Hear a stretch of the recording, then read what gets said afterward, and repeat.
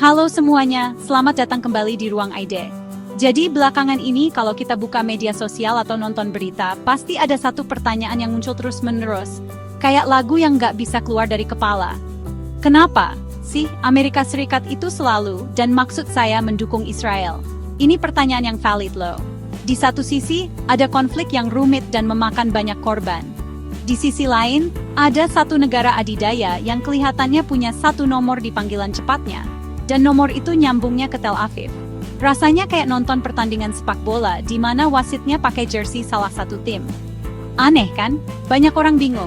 Apa untungnya buat Amerika? Apa mereka nggak lihat apa yang terjadi? Apa ada sesuatu yang kita nggak tahu? Pertanyaan-pertanyaan ini wajar banget. Hubungan antara Amerika dan Israel ini memang salah satu aliansi paling kuat dan paling membingungkan di panggung dunia. Ini bukan sekadar hubungan biasa. Ini lebih mirip kayak dua sahabat yang salah satunya punya tank dan pesawat tempur, dan satunya lagi tinggal di lingkungan yang, agak panas. Jadi, apa sebenarnya yang mendasari hubungan spesial ini? Apakah ini soal uang, politik, atau mungkin mereka infak punya selera humor yang sama? Tenang-tenang. Di video kali ini, kita akan coba bongkar misteri ini. Kita akan telusuri lapisan-lapisannya, satu persatu, dari sejarahnya yang panjang, kepentingan strategisnya yang krusial, sampai lobi-lobi politik di belakang layar yang mungkin lebih seru dari serial House of Cards. Tujuannya bukan untuk menghakimi, tapi untuk memahami.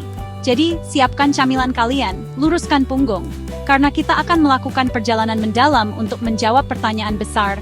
Mengapa Amerika begitu setia pada Israel? Mamsialai. Oke, untuk mengerti kenapa mereka begitu lengket sekarang, kita harus putar waktu sedikit. Mundur terus, sampai ke masa setelah Perang Dunia Kedua. Dunia waktu itu baru saja berantakan, dan semua orang berusaha menata kembali hidup mereka. Di tengah kekacauan itu, muncul gagasan negara Israel. Dan siapa yang pertama kali mengakui keberadaan negara baru ini? Yup, Amerika Serikat, di bawah Presiden Harry S. Truman. Ini bukan keputusan yang gampang loh. Departemen Luar Negeri AS sendiri waktu itu banyak yang menentang, khawatir ini bakal bikin negara tengah Arab marah. Tapi Truman, entah karena simpati personal, tekanan politik, atau mungkin dia baru saja baca Alkitab, akhirnya bilang, oke, kita lakukan. Dan sejak saat itu, benih-benih persahabatan ini mulai ditanam. Hubungan ini nggak langsung jadi super erat kayak sekarang. Awalnya lebih kayak teman pena, saling kirim surat sesekali. Tapi seiring berjalannya waktu, terutama selama Perang Dingin, hubungan mereka makin intens. Amerika melihat Israel sebagai benteng kecil yang bisa diandalkan di Timur Tengah, wilayah yang waktu itu jadi papan catur raksasa antara Amerika dan Uni Soviet. Setiap negara di sana seolah harus memilih tim. Dan Israel, mereka jelas memilih tim Paman Sam.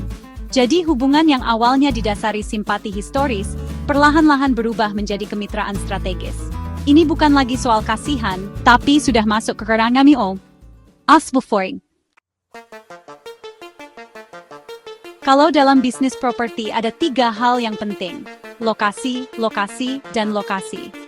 Nah, dalam politik global, hal itu juga berlaku. Coba lihat peta Timur Tengah. Itu adalah kawasan yang bisa dibilang sangat sibuk. Ada jalur pelayaran super penting, cadangan minyak yang bikin seluruh dunia bergantung padanya. Dan tentu saja tingkat ketegangan yang bisa bikin instruktur yoga paling sabar sekalipun jadi stres. Nah, di tengah-tengah semua itu ada Israel. Bagi Amerika, punya sekutu yang stabil, kuat secara militer, dan bisa diandalkan di jantung kawasan yang begitu fluktuatif itu, ibarat punya properti di lokasi premium. Ini adalah pos terdepan mereka. Israel berfungsi sebagai mata dan telinga Amerika di wilayah tersebut. Mereka berbagi informasi intelijen yang sangat krusial. Bayangkan saja, daripada Amerika harus menempatkan puluhan ribu pasukannya secara permanen di sana, yang biayanya mahal dan sangat tidak populer di dalam negeri. Mereka punya wakil yang bisa memproyeksikan kekuatan dan menjaga kepentingan mereka. Israel adalah pangkalan militer terapung yang tidak bisa tenggelam, yang kebetulan diisi oleh orang-orang yang punya kepentingan yang sejalan dengan Amerika. Jadi, ketika para analis di Washington melihat Timur Tengah, mereka tidak hanya melihat masalah. Mereka melihat Israel sebagai bagian dari solusi, atau setidaknya sebagai alat untuk mengelola masalah tersebut. Sekarang, Mari kita bicara tentang apa yang terjadi di dalam Amerika Serikat sendiri. Karena politik luar negeri seringkali dimulai dari politik dalam negeri. Di Washington DC, ada sesuatu yang disebut lobby.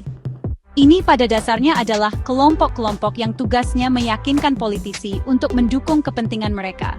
Dan ketika kita bicara soal lobby pro-Israel, kita bicara tentang salah satu kelompok lobby paling kuat, paling terorganisir, dan paling efektif di seluruh Amerika. Organisasi seperti AIPAC, atau American Israel Public Affairs Committee, adalah jagonya dalam hal ini. Mereka bukan cuma melobi, mereka adalah master cutter politik. Mereka memastikan para politisi dari kedua partai, baik Demokrat maupun Republik, tahu bahwa mendukung Israel adalah langkah politik yang cerdas. Dukungan ini datang dalam berbagai bentuk. Ada sumbangan kampanye, ada kampanye informasi publik, dan ada juga tekanan politik yang halus namun kuat. Politisi yang dianggap kurang ramah terhadap Israel bisa saja mendapati dirinya menghadapi lawan yang didanai dengan baik di pemilihan berikutnya. Selain itu, ada juga basis pemilih yang kuat, terutama dari kalangan Kristen evangelis, yang percaya bahwa mendukung Israel adalah bagian dari keyakinan agama mereka. Gabungkan kekuatan lobi yang canggih dengan basis pemilih yang bersemangat, maka Anda akan mendapatkan formula di mana hampir tidak ada politisi Amerika yang berani secara terbuka mengkritik Israel. Ini seperti aturan tidak tertulis di Washington. Jangan pernah main-main dengan 3 hal: pajak, ibu, dan hubungan dengan Israel. Salah satu narasi yang paling sering digaungkan oleh para pendukung aliansi ini adalah narasi nilai-nilai bersama. Coba bayangkan Timur Tengah sebagai sebuah komplek perumahan yang besar. Di komplek itu ada berbagai macam model rumah. Ada kerajaan, ada republik otoriter, ada teokrasi. Lalu di tengah-tengah itu semua, ada satu rumah dengan pagar putih, halaman yang rapi, dan bendera demokrasi berkibar. Nah, bagi Amerika, rumah itu adalah Israel. Amerika melihat Israel sebagai satu-satunya negara demokrasi yang berfungsi penuh di kawasan tersebut.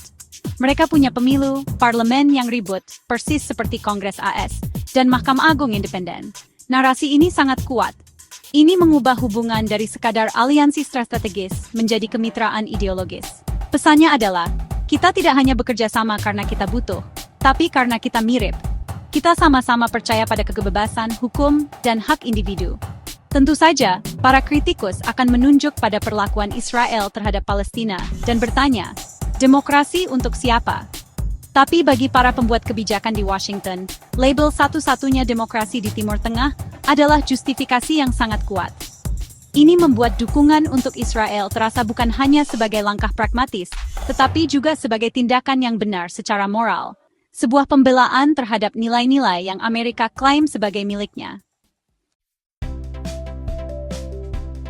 Terakhir, tapi jelas bukan yang paling tidak penting, adalah hubungan di bidang militer dan teknologi.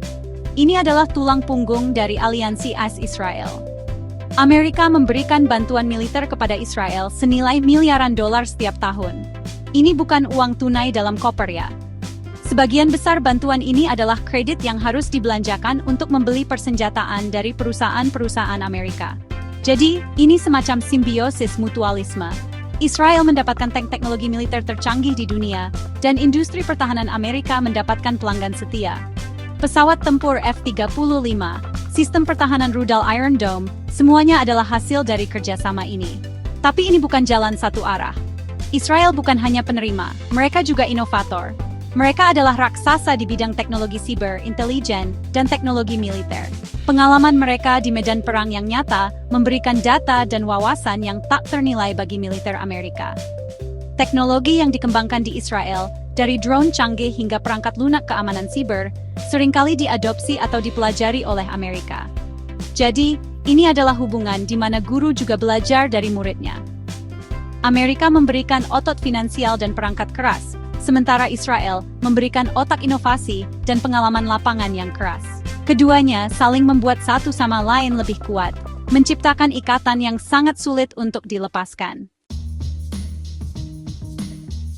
Jadi, setelah kita membongkar semuanya, jawaban atas pertanyaan mengapa Amerika mendukung Israel ternyata tidak sesederhana karena mereka teman baik.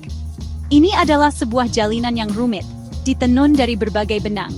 Ada benang sejarah yang terikat sejak lahirnya Israel, di mana Amerika menjadi salah satu bidan pertamanya. Lalu ada benang kepentingan strategis, di mana Israel menjadi jangkar stabilitas, atau setidaknya jangkar kepentingan Amerika, di kawasan yang selalu bergejolak. Jangan lupakan benang politik domestik, dengan lobi-lobi kuat dan kelompok pemilih yang bersemangat yang membuat para politisi berpikir dua kali sebelum berani mengkritik.